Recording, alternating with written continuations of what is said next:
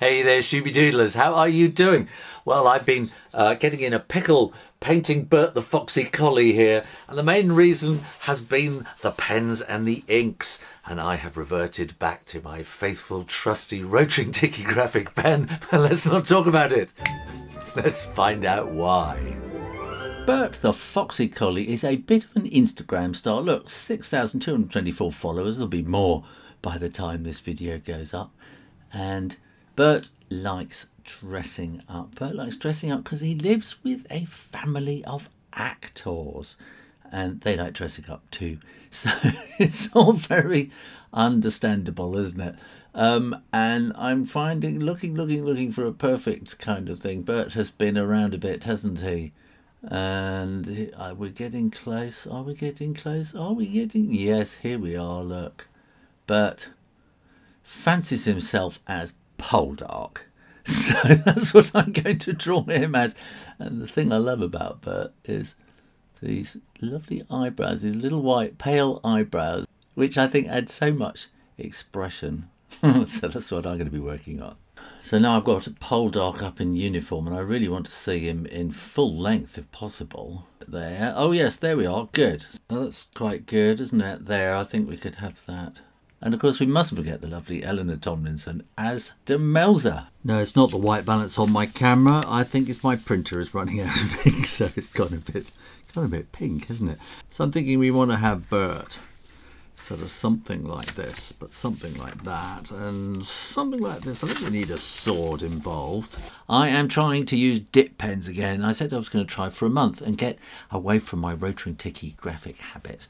And it just doesn't look right, and it doesn't feel right doing it either. It just makes me tense up and get all kind of professional and trying to do kind of professional lines rather than just scribbling in my usual fashion. This is the morning after, and I've come to my studio and I've looked at what I did. And I don't like it. I'm sorry, but I don't. So I'm going to try it with my trusty Rotring pen as well, and I'm going to think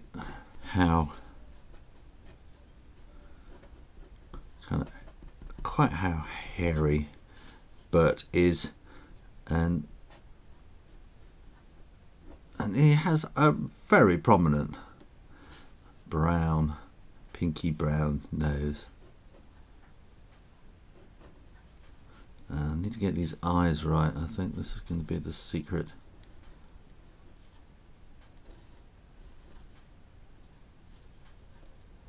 I'd have him looking right at you, I think, and then we need a teeth coming out there, like that, and one on the other side, and lots of fur. Like that, and then we're going to want this sort of manly pose that you would expect of Poldark.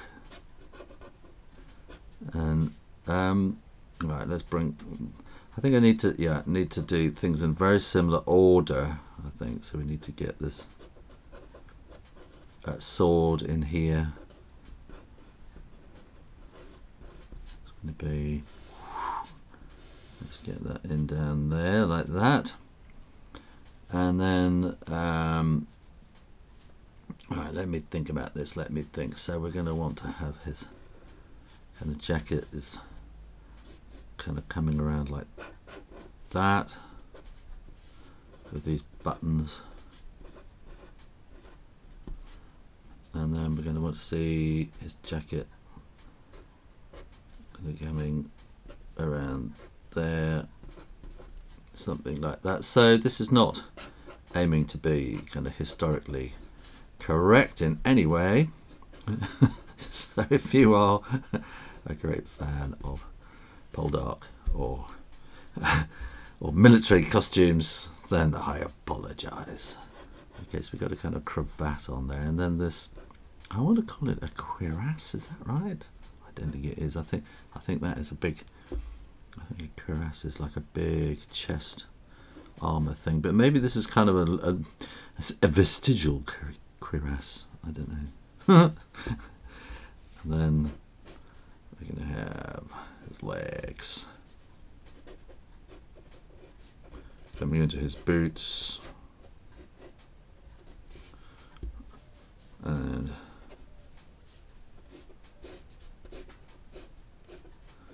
we'll have slightly different pose. I think this time having more kind of like that, and then we'll have the coat coming around. It's the back of the coat, the tail, that's the word I'm looking for, tail of the coat. And I mustn't forget that we need the tail as well, which I'm going to bring in, coming in from under the coat as well, like that. So that would be sticking out from there.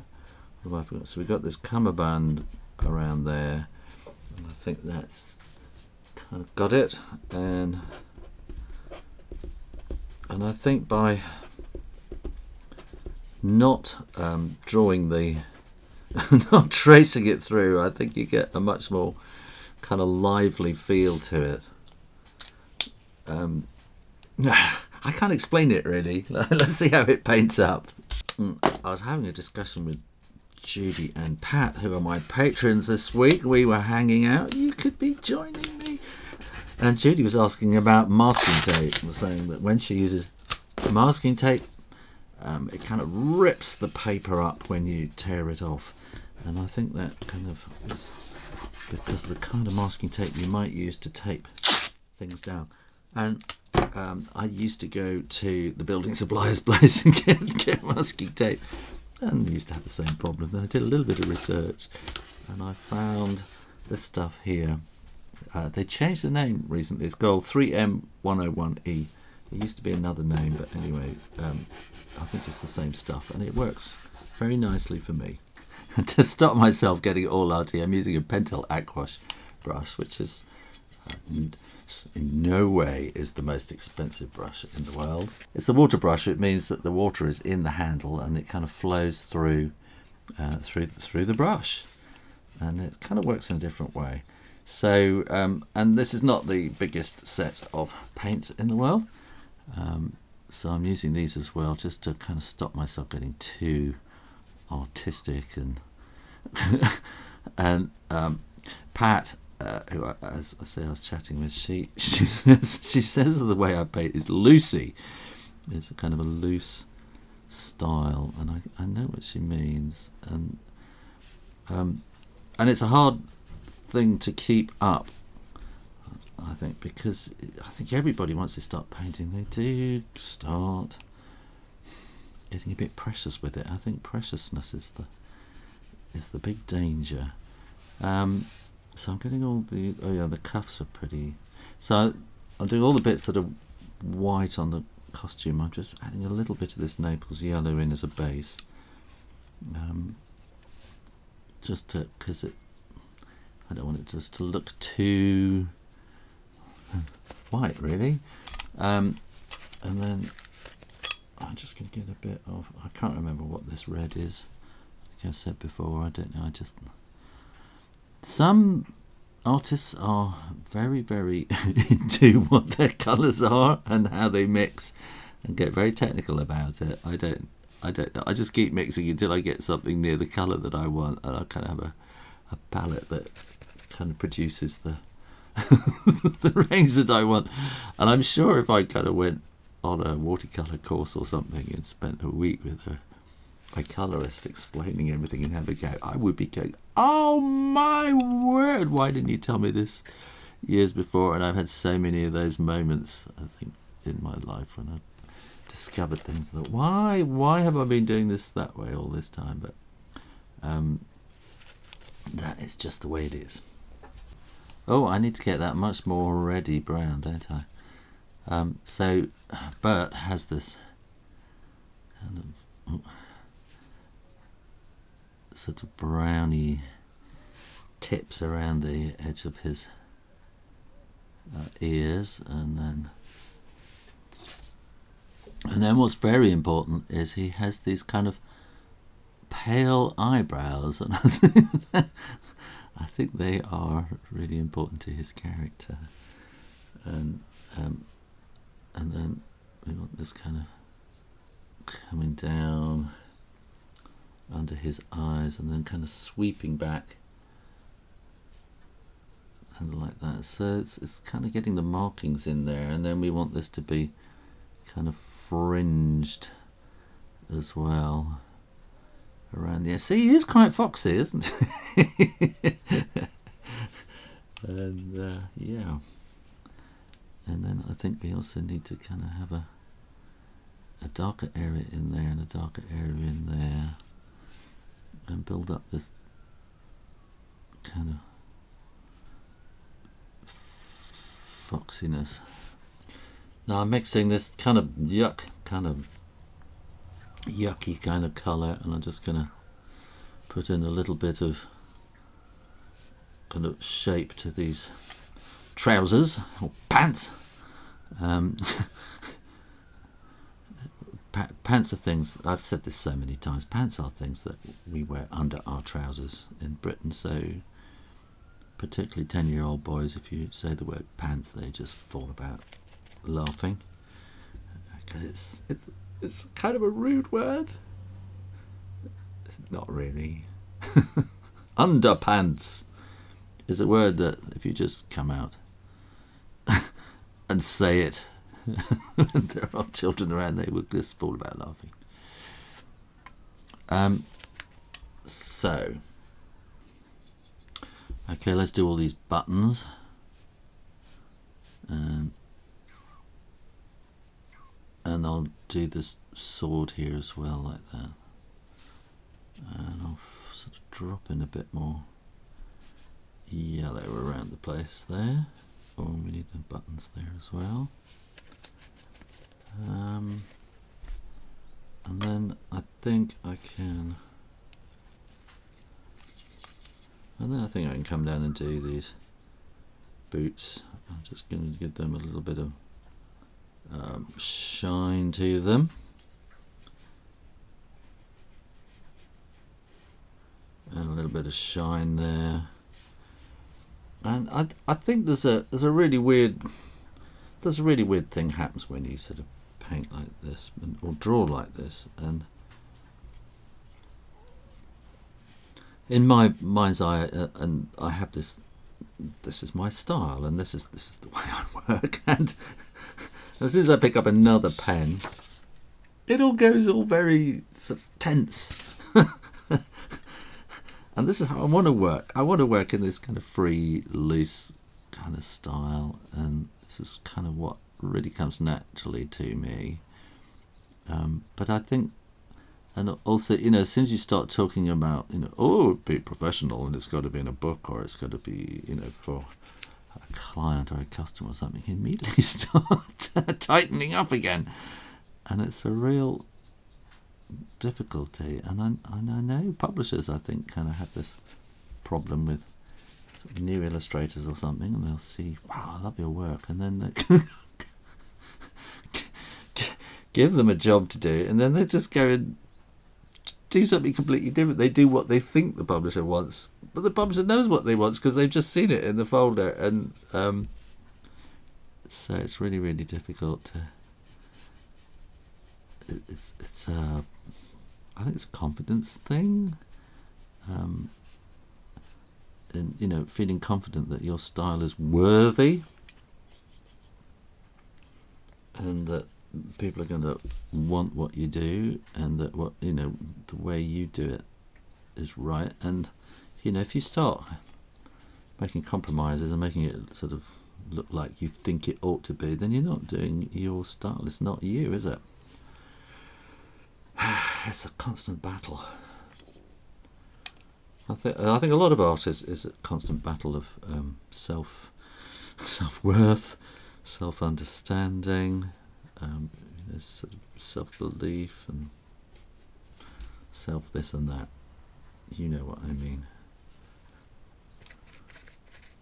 I think it's partly why a lot of people do it, is actually a kind of a self-exploration kind of thing. You're kind of learning about yourself while you're doing all this kind of stuff. And I'm okay because I'm sat here, in theory, talking to you, but in fact, I'm just sat in a room on my own, talking to myself. Let me move that down and not looking in the camera, seeing what's happening. And so, in fact, I'm kind of talking to myself. But I think, you know, when the camera isn't on, then I'm sat in a room on my own, contemplating. And that's kind of what artists do, I think. And so we're kind of that sort of people. And I think if you think, golly, what am I? This is very philosophical. I think if you think that, oh, I'd really like to paint or something, and you sit down for half an hour and you're driving yourself mad already with your company and you can't bear it, then you're probably not that kind of person.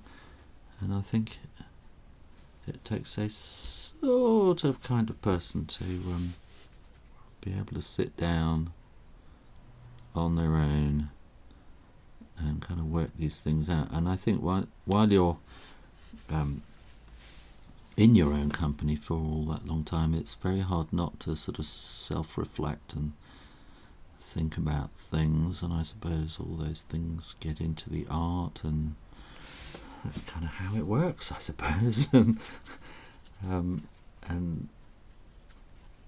I know some people just don't think. It's quite that simple. I know some people, if you talk about something deep, you know, then they'll just look at you completely blank, like, about why would I want to waste my time thinking about that? Some people don't have memory. And you talk about stuff, particularly if, you know, childhood, you know, do you remember when you were little? No. And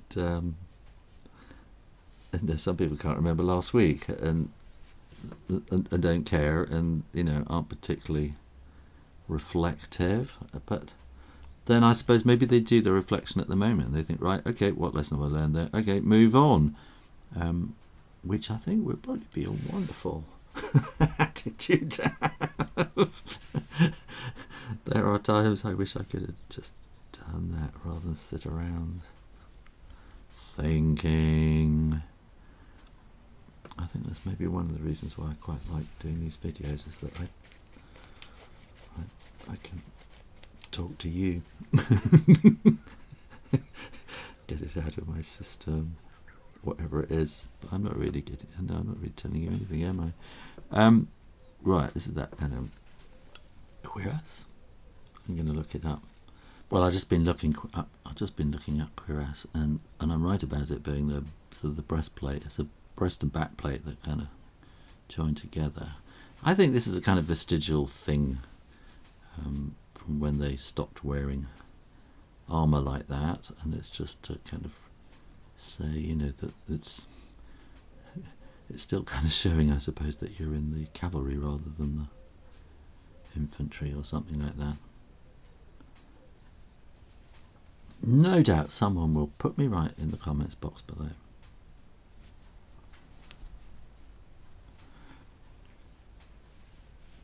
I'm going to have this a sort of a dark scabbard, and I'm not using black. This is, I'm not sure if it's neutral tint or Davies grey, this one. But black is just too dark in watercolour. It just punches a hole, as I've said a million times before. And then now I need something much kind of greyer in there. I'm just going to darken down the underside of the coat, and in there as well, I think in the tail. My instinct is telling me to leave that well alone now, so I'm just going to clean up the palette a bit. Get some yellow, a little bit of green, and just that's too. Yeah, so let's just put some grass in down at the bottom, standing on the cliff top in that manly Poldark way. And I think I'm going to need a little bit of kind of shadow maybe, and then just kind of wash that in. I think that's a bit too green, so I'll put a bit of blue in there. And then I want a particular kind of I want sea green. So I want a little bit of, well, that's quite a lot of blue, and a bit of green, a bit more green. I want this kind of aqua colour in there, and then I'm just going to sort of feather in the sea behind there, because Poldark is always kind of hanging around on cliff tops. It's just, there wasn't a lot else to do in those days, but just hang around on cliff tops looking handsome. I'm going to get this dry, and I'll get a little bit of grey into that blue, and I'm just going to put a little bit of shadow in under that. I think we want a bit more grey actually. I want a bit of sort of shadow in there and underneath there as well. A bit under there. I think we can have a little bit of sort of shadow-ishness there, and a bit of shadow-ishness there. We can make that a bit darker. And I just feel I need a little bit more in the boots, and perhaps a little bit more drawing. I probably ruined it there, have I? I don't know. A bit more in there, and we need that in there. So many other things you can start adding, but I'm going to leave it. There you go. How to draw Bert the Foxy Collie as Poldark, and I hope those Tomlinsons enjoy that, and I hope Bert does too. Make sure you are subscribed to the Shoo Rayner drawing channel, and keep coming back for loads more drawings every week on the Shoo Rayner drawing channel. And in the meantime, keep drawing, practice, and I'll see you next time. You take care now. Bye bye.